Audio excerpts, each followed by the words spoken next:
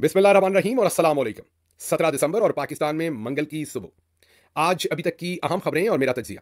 एक बार फिर पहली खबर वाशिंगटन डीसी से, फ्लोरिडा से, मतलब कि अमेरिका से। मजबूर हूं, मेरा कसूर नहीं है। चौधरी साहब ने पंगा ही ऐसा लिया है, जी हां, हमारे चौधरी निजामुद्दीन साहब ने पंगा ही ऐसा लिया है कि वो अब ना चौधरी से काबू आ रहा है, ना वो किसी और से काबू आ रहा है, और रायता ज्यादा फैल गया है। चौधरी समेटता फिर रहा है, कहीं पे टाकी लगा रहा है, कहीं पोछा लगा रहा है, कहीं हाथ रख रहा है, कहीं उंगली रख रहा है, लेकिन लीकेज है कि बंद नहीं हो रही। काम बहुत ही ज्यादा गंभीर हो गया है।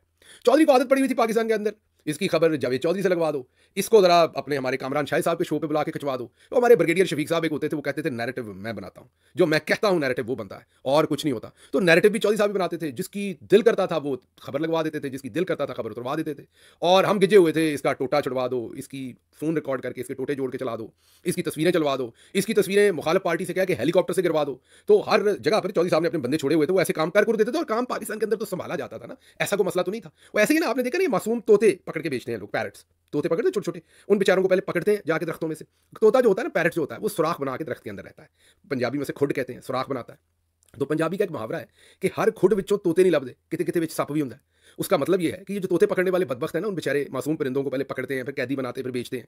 वो जाके खुडों में हाथ डालते हैं, मीन सुराख में हाथ डालते हैं दरख्त में उसमें, और वहां से तोता पकड़ते हैं। कई दफा सुराख में हाथ डालते हैं तो आगे तोते की जगह पर सांप होता है, मीन खतरा होता है। चौधरी साहब भी ऐसे ही नई खुड में हाथ डाल बैठे, नए सुराख में। अब सुराख जो है वो हाथ छोड़ नहीं रहा। अच्छा, हमने रात इसके ऊपर तहकीक की, नहीं कर सके, मतलब हमारे तक खबर नहीं पहुंच सकी। रात सारी मैं तहकीक करता रहा। अभी सुबह सुबह हमारे एक बहुत ही मेहरबान दोस्त हैं, उन्हें पंजाबी वीलॉग में हम लंबरदार कहते हैं, यहाँ हम आपको नंबरदार कह के कहेंगे। उनसे हमने फिर ये रिक्वेस्ट की कि जनाब पता करो ये किसकी शरारत थी, ये किसने कहा था कि इधर उंगली दे दो जो आप संभाली नहीं जा रही। क्योंकि आपको आगे बताता हूं क्यों नहीं संभाली जा रही। रौला बढ़ गया है, ये सिर्फ अब रिचर्ड ग्रैनल साहब तक नहीं रह गया, ये रौला पै गया जे, मीन ज्यादा बढ़ गया रौला। तो वो नंबरदार साहब ने हमें फिर जियो टीवी के अंदर उनकी किसी से बात हुई, तो वहां से पता चला जियो टीवी के सोर्सेज से कि ये पैगाम तो स्टैब्लिशमेंट की तरफ से ही आया था उन्हें कि ये ठोक दें काम, लेकिन ख्वाहिश पीछे पीछे बाजी मरियम नवाज की थी।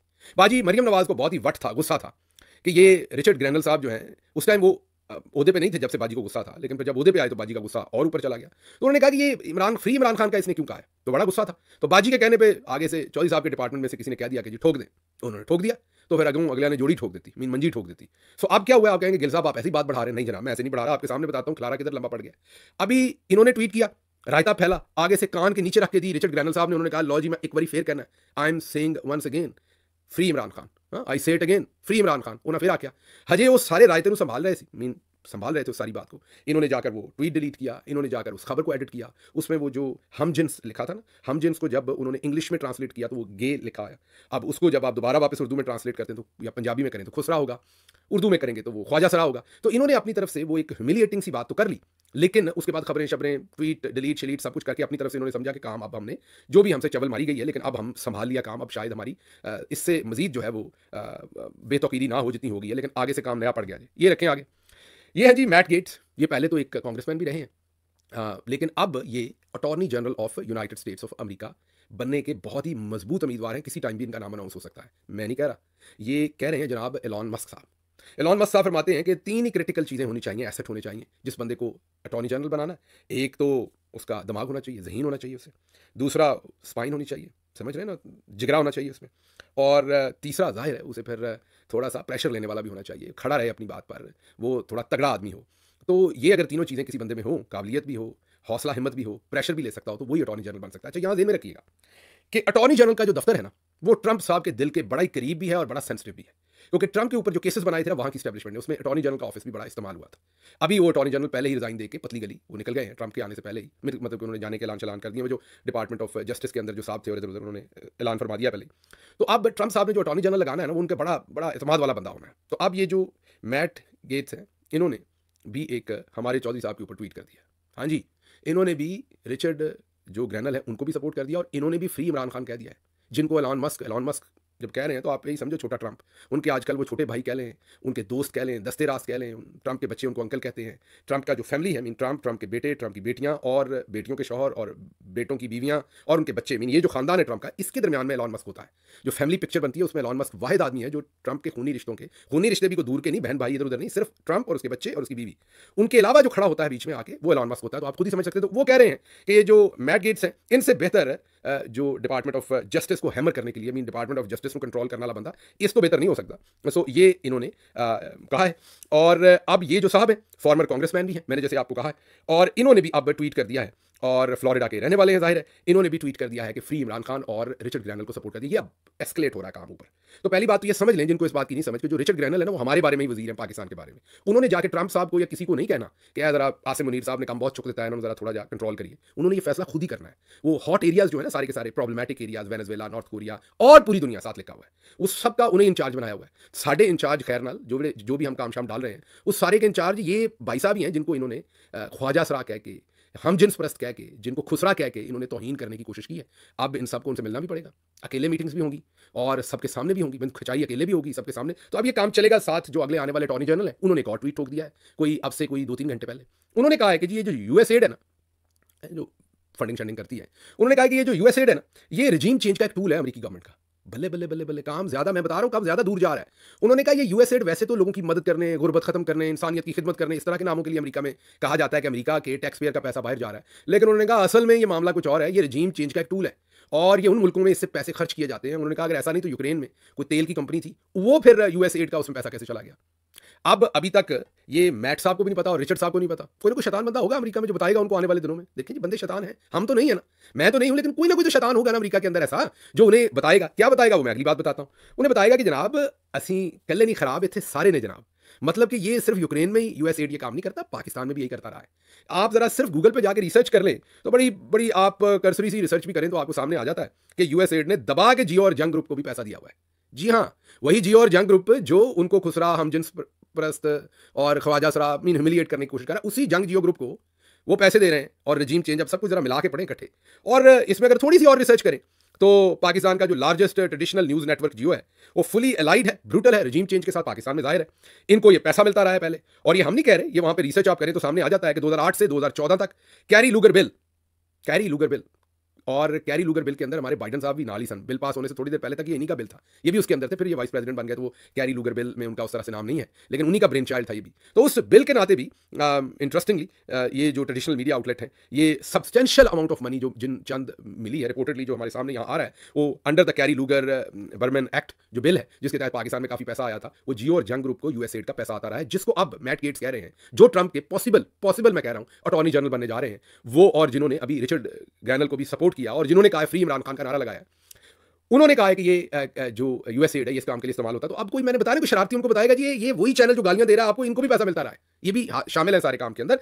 और फिर इससे ये भी पता चलता है कि सदर बाइडन साहब का वो बिल था और उसके बाद यहाँ पैसा आया और पैसा सारा जियो और रजीम चेंज, समझ रहे ना। तो फिर बाइडन साहब ने जो 3 साल किया पाकिस्तान के अंदर और पाकिस्तान के साथ, उससे भी पता चलता है। तो गेम जरा थोड़ी उलझ गई है नाजरीन, डी में गेम चली गई है और हालात जरा काफी संजीदा हो गए। मुझे लग रहा था कि ये काम जरा 20 तारीख के करीब जाकर संजीदा होना है, ये रफड़ पहले ही पड़ गया है। मैं पिछली पूरी रात यकीन करें सो नहीं सका, मेरी गर्दन अकड़ गई है, मैं आपसे झूठ नहीं बोल रहा, मतलब लगातार मैं फोन के ऊपर हूं और दूसरे काम कर रहा हूं, तो मामला मेरे से भी नहीं संभाला जा रहा, खिलर गया है। मुझे भी साथ 2-4 दोस्तों की मदद लेनी पड़नी है, काम ज्यादा है, तारें तती हो गई हैं। और आपको आने वाले दिनों में मैं अभी से आपको बता देता हूं, एक तो मैं 19 तारीख को, हाँ जी 19 तारीख को बकलम खुद क्या कहते हैं नफ्से नफीस, मैं कहीं पर हाजिर हो रहा हूं, किसी मुलाकात पे जा रहा हूं, वहां पर भी मैं सारे मौजू के ऊपर तफसीली रोशनी डालूंगा। और वो वाले हकीम साहब जो पुड़ी देंगे ना चौधरी निजामुद्दीन साहब को, उससे मुकम्मल अफाका होगा, दोबारा गैस की शिकायत नहीं होगी, ये वादा है मेरा। तो ये अब काम जो है ना ये चलता रहेगा, जैसे जैसे हम 20 की तरफ को जाएंगे। मैं पहले भी, मेरा पिछला वीलॉग रिकॉर्ड पे रहे, मैं कभी नहीं ये कहता कि अमेरिका पाकिस्तान में इन्वॉल्वमेंट करे और हमारी जान छुड़ाए, हमें डील करा के दे, हमें बाहर निकाल, ना ये इमरान खान का स्टांस है, ना हमारा तो एक ही स्टांस है कि भाई साहब ये जो अमेरिका ने पाकिस्तान के अंदर साइफर और रजीम चेंज किया, इसको नथ डालेंगे, बंद करें। आप जरा पीछे हट जाएं चौधरी साहब की पुष्ट से, बाकी पाकिस्तान की आवाम जाने और चौधरी जाने, हम अपना घर का मसला खुद ही ठीक कर लेंगे, बाकी तो हमें मसला ही कोई नहीं है, आपने रफड़ डाला हुआ है हमें बड़ा। तो इतना की हमें मदद चाहिए कि आप हमारे मुल्क में इंटरफेरेंस ना करें, और वो अब हमें होती हुई सामने नजर आ रही है, मामला उस तरफ को चल रहा है। तो अभी खैर ये तो मैंने आपके सामने रख दिया, सिर्फ इतना ही नहीं, ये जो बात मैंने आपको बताई, और भी बड़े सारे जो मामला हैं खुल गए। एक व्हाइट हाउस के साबिक बड़े ही ओहदेदार इंपॉर्टेंट है, उन्होंने भी फ्री इमरान खान का नारा लगा दिया है, उन्होंने भी ट्वीट कर दिया। उसके अलावा एक और कांग्रेशनल मेंबर, उन्होंने कहा कि जो रजीम अपने ही मुल्क के लोगों को कत्ल कर दे उसका एहतसाब करना जरूरी है, उन्होंने भी रिचर्ड ग्रैनल का साथ देने का ऐलान किया और साथ उन्होंने मांग लिया कि इनका एहतसाब करो। उन्होंने कहा जो रजीम अपने ही लोगों को कत्ल कर दे उसको तो फिर पकड़ना पड़ेगा, उसकी तो इन्वेस्टिगेशन करनी पड़ेगी, ऐसे काम नहीं चलेगा। और मैं अभी आपको बता दूं, बिल्कुल कैमरे में आंखें डाल के आपको बता रहा हूं कि अगले चंद दिनों में आपको और भी ठंडी गर्म हवाएं जो है ना वो चलती हुई साहिलों के ऊपर नजर आएंगी और महसूस होंगी, और चौधरी साहब आपको तो ज्यादा ही महसूस होंगी। तो अगली खबर की तरफ चलते हैं जी, ये तो खैर हो गई। दूसरी तरफ आपका जो साथी है, भाई है, लीडर है इमरान खान, उन्होंने जेल में बैठ के कहा है कि मैं 500 दिन से जेल में हूं, लेकिन मेरी कौम को पैगाम है कि घबराना नहीं है। अब ये देखिए 500 दिन से जो जेल में बैठा हुआ बंदा वो कह रहा है कि घबराना नहीं है, मैं 500 साल भी रहने को तैयार हूं, ना आपने कंप्रोमाइज करना है ना मैंने करना, मैं डट के खड़ा हूं। अच्छा, अब चौधरी साहब, आप सोच रहे होंगे ये काम चौधरी साहब ने किया तो क्यों किया? चौधरी साहब फ्रस्ट्रेटेड है, बाजी मरियम भी फ्रस्ट्रेटेड है। दोनों ने, इसलिए उनसे ये काम हो गया है। ये कोई अकल में उन्होंने नहीं किया, बेवकूफ़ी हुई। और हुआ क्यों है? और पाकिस्तान ने सब कुछ करके देख लिया। पहले पार्टी में डिवाइड करके देखी, काम ना आया। फिर आपने देखा कि बुशरा बीबी जैसे ही जेल से बाहर निकली तो उनके ऊपर तूफान बदतमीजी, सब साफी, सब पार्टी के अंदर से लोग, बाहर से सब उनके खिलाफ छोड़ दिए। बुशरा बीबी ने ये क्यों कर दिया, ये क्यों कर दिया, वो मज़ारे में क्यों आ गई, वो कंटेनर पे क्यों आ गई, वो डी चौक क्यों आ गई, सारा मलबा उनके ऊपर डाल दिया। फिर जब देखा उससे भी काम नहीं आ रहा तो फिर इमरान खान की बहनों के पीछे पड़ गए। फिर एक रिपोर्टर से सवाल दगवाया, उसने दागा इमरान खान साहब के सामने। वो जब सलमान साहब उल्टे सीधे, सलमान जो जुनून वाले हैं, उल्टी सीधे ट्वीट कर रहे थे बुशरा बीबी के बारे में, तहकीर हमें ट्वीट कर रहे थे। मुझे ये तो पता है कि उनके पीछे कौन था, लेकिन वो इमरान खान साहब से ही बात करेंगे तो मुनासिब है, वैसे वो बात करनी मुनासिब नहीं है। लेकिन बार उन्होंने वो जो भी ट्वीट किए थे वो उसके ऊपर इमरान खान साहब ने उन्हें पैगाम भेजा कि आप ये बंद करेंगे, जो कुछ भी आप कर रहे हैं ये बेहुदा काम है। तो ऐन उस वक्त इमरान खान की बहनों को भी बीच में लपेटने के लिए एक रिपोर्टर ने सवाल दे मारा कि जो आपकी बहन ने भी वो किसी सोशल मीडिया पोस्ट में ये कहा है। तो फिर उसका बाहर खाम में हवा बनाया गया, समझ रहे ना। तो उसके ऊपर हमने भी एक कमेंट किया था, और जब हमने वो तहकीक की तो हमें पता चला कि वो सवाल फीड किया गया था। तो इसलिए, क्योंकि वो सवाल फीडेड था, इसलिए हम तो बिल्कुल क्लियर कहेंगे, जैसे मैं पहले दिन से कह रहा हूं कि इमरान खान को अगर बाहर निकाल सकता है इस टाइम कोई जेन्युइनली पाकिस्तान के अंदर एफर्ट कर सकता है, तो वो सबसे पहले नंबर के ऊपर इमरान खान खुद है जो अपने साथ ऑनेस्ट है, फिर पाकिस्तान की आवाम है जो इमरान खान के साथ ऑनेस्ट है, फिर तीसरे नंबर पर इमरान खान की बहनें जिसमें अलीमा खानम और बुशरा बीबी उनकी बीवी, ये लोग हैं जो इमरान खान के साथ ऑनेस्ट है, और उसके बाद फिर पार्टी के जो दूसरे ओहदेदारान और दूसरे लोग आते हैं। तो इन लोगों को स्ट्रेंथन करने की जरूरत है। इमरान खान की बीवी को, इमरान खान की बहनों को, उनके बारे में बजाय इसके कि उल्टे सीधे जो चौधरी साहब फीड करते हैं नैरेटिव्स, उनकी तरफ जाने की बजाय, तज्जिए करने की बजाय कि जी वो बीवी ने ये कह दिया, बहनों ने ये कह दिया है इमरान खान के खिलाफ, या बहनों ने बुशरा बीबी के खिलाफ कह दिया, बुशरा बीबी ने बहनों, ये सब चौधरी साहब की कारस्तानियां थी इन लोगों को डिस्क्रेडिट करने के लिए, नैरेटिव कहीं और लेके जाने के लिए। तो इस बार आपने कहा नहीं धरना। तो अब इशू ये है कि इमरान खान साहब ने क्लियर कर दिया। दूसरा, हमने 3 दिन पहले व्लॉग में आपके सामने एक बात रखी थी, और अहमद फरहाद ने ये सबसे पहले पॉइंट आउट किया था, कश्मीरी जो हमारे शायर हैं, हमारे भाई हैं, और हमने उन्हीं को क्रेडिट देकर ये बात कही थी कि ये जितने भी 12 शहीद है ना, ये 26 तारीख की शाम मगरब तक उससे पहले हो चुके थे 12 शहीद। जब असल गोली चली है उसके बाद की शहादतें तो सारी छुपा ली गई हैं, लाशें छुपा ली गई, वो किधर है? ये तो सारे पहले वाले हैं जो 25 और 26 की दरमियानी रात को शहीद किए गए और फिर 26 के दिन में शहीद किए गए मगरिब तक। जब 9-10 बजे के करीब असल फायरिंग हुई, उसमें कितने लोग शहीद हुए हैं वो लाशें तो अभी सामने नहीं।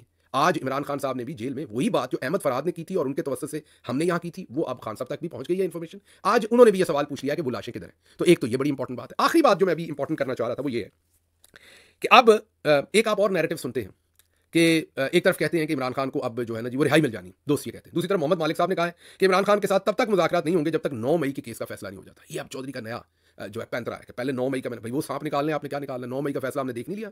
आपने शब कदर की कोर्ट में आपसे क्या हुआ है, आपने पेशावर की कोर्ट में आपने क्या किया, सरगोदा में आपने क्या किया, लाहौर में आपने क्या किया है, तो वहां आपसे तो कोई सबूत नहीं दिया गया, वो केस तो फारिग हो गए। हाँ, मिलिट्री ट्रायल आप कर सकते हैं, उसको कौन मानेगा, उसकी क्या इज्जत होगी, मीन उसकी क्या इंडिपेंडेंस होगी, सबको पता है। तो वो तो आपने अपनी मर्जी करनी कभी भी कर सकते हैं। तो ये आप जो आप कहानियां सुना रहे हैं, ये वक्त जो है वो खत्म हो गया। अच्छा, फिर मैंने कुछ बात करनी थी, शाह महमूद कुरैशी साहब की और फवाद चौधरी साहब की भी मुलाकात हुई है, उसके ऊपर भी जरा बात कर लें। वो भी बड़ा इंपॉर्टेंट टॉपिक है। वो इसलिए इंपॉर्टेंट टॉपिक है कि बार बार ये कहा जाता है, और इन ऑनेस्टी कहते हैं, जैसे फवाद चौधरी साहब भी कहते हैं, पूरी ऑनेस्टी से कहते होंगे वो अपनी तरफ से। और लेकिन मेरी इंफॉर्मेशन ये है कि चौधरी साहब भी यही चाहते हैं। ये नहीं कि फवाद चौधरी को चौधरी साहब कहते होंगे, लेकिन चौधरी साहब की डिजायर भी यही है कि ये अपोजिशन खेलें, ये थोड़ी देर नून लीग अपोजिशन, नून लीग। तो एक जो बार बार आपके सामने बात रखी जाती है ना कि पहले अपोजिशन को इकट्ठे करना है, तो कौन सी अपोजिशन, किस अपोजिशन इकट्ठे होना है जनाब? ये मेरी जाती राय है, पार्टी की राय नहीं, मैं इंडिपेंडेंट अपनी जाती हैसियत में बात कर रहा हूँ। ये पहले तो क्लैरिटी हो जाए। पाकिस्तान की तारीख में वो 9 सितारा मूवमेंट हो या कोई भी हो, अपोजिशन तभी इकट्ठी होती है या तगड़ी होती है जब उसके पीछे मिलिट्री एस्टैब्लिशमेंट होती है। हाँ जी, हमें लेकिन ये गलत फहमियां सारी उम्र नहीं है कि अपोजिशन खुद ही सब कुछ करती थी, नहीं। असल में पीछे चौधरी होता था, और वकला की तहरीकें भी तभी चलती हैं जब पीछे चौधरी होता था। अब इस टाइम अक्सर कहा जाता है कि जो अपोजिशन इकट्ठी करें और एक तहरीक चलाएं। मेरे ख्याल में ये फ्लॉड, ये बिल्कुल फ्लॉड बात है। क्यों है ये बात इसलिए है कि अपोजिशन के अंदर ठीक है कोई एक आध छोटी जमात जो होगी वो शायद कोई बलूचिस्तान की या कोई एक आध बहुत छोटी सी जमात जिनकी उस तरह की मैन पावर नहीं है, वो शायद चौधरी की नाराजगी के बावजूद तहरीक इंसाफ के साथ खड़ी हो ले। बाकी मेरी जाती राय है, बसाद एहतराम, फजल रहमान साहब तो इवेंचुअली वही करेंगे जो चौधरी साहब उन्हें कहेंगे। तो आप अगर उनके साथ बहुत करीब चले भी जाएंगे तो फिर बीच में चौधरी आ जाएगा, तो वो कुर्बत आपकी फिर खत्म हो गई। तो ये ला हासिल है, ये ला हासिल काम है, ये हो नहीं सकता। मतलब बकरी दूध देती है, बकरा दूध नहीं देता। तो आप बकरे के नीचे बैठे रहे अपना बाल्टी रख के, वो दूध दे देगा? नहीं देगा। वो जब करेगा उसमें पेशाब ही करेगा बाल्टी में, माजरत एनालॉजी के लिए। लेकिन कहने की बात ये कि जब वो जमातें, ना ही वो आपके साथ पॉलिटिकली उनका बेनिफिट, आपके स्ट्रेंथन होने में उनका बेनिफिट है, आप और वो एक ही जगह पर वोट बैंक के लिए नबर्द आजमा है। आप तगड़े होंगे या बचेंगे तो उनको नुकसान है पॉलिटिकली। तो कोई वजह नहीं है वो आपको स्ट्रेंथन करे और वो चौधरी साहब के करीबी और चौधरी साहब के खिलाफ जाके वो खड़े हो जाए। तो एक चीज जो हो ही नहीं सकती तो उसके ऊपर मुझे समझ नहीं है कि वक्त क्यों बर्बाद किया था। और इमरान खान साहब को बार बार ये मशवरा दिया जाता है कि अपोजिशन को हम इकट्ठे करते हैं, ये इस वक्त काम है, हुकूमत से मुज़ाकरात का फायदा नहीं है, अपोजिशन को इकट्ठा करते हैं, फिर अपोजिशन इकट्ठी होगी तो फिर हम एक लॉन्ग मार्च करेंगे और उसमें फजल रहमान साहब हमारे साथ मिल जाएंगे, और फजल रहमान साहब साथ मिलेंगे तो बहुत सारे बंदे आएंगे, तो हम इकट्ठे होकर फिर इस हुकूमत को मजबूर कर लेंगे।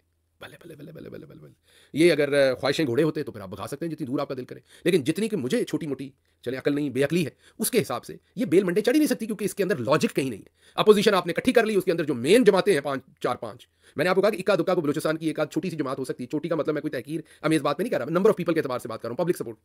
पीटीआई जो है वो पब्लिक सपोर्ट तो 90% पीटीआई के साथ है। पब्लिक सपोर्ट के लिए तो पीटीआई को कुछ चाहिए नहीं, पीटीआई को अगर कुछ चाहिए तो मॉरल सपोर्ट के लिए चाहिए कि जी हम 5 जमातें साथ खड़ी हैं आपके, तो वो तो कोई नहीं खड़ा होगा।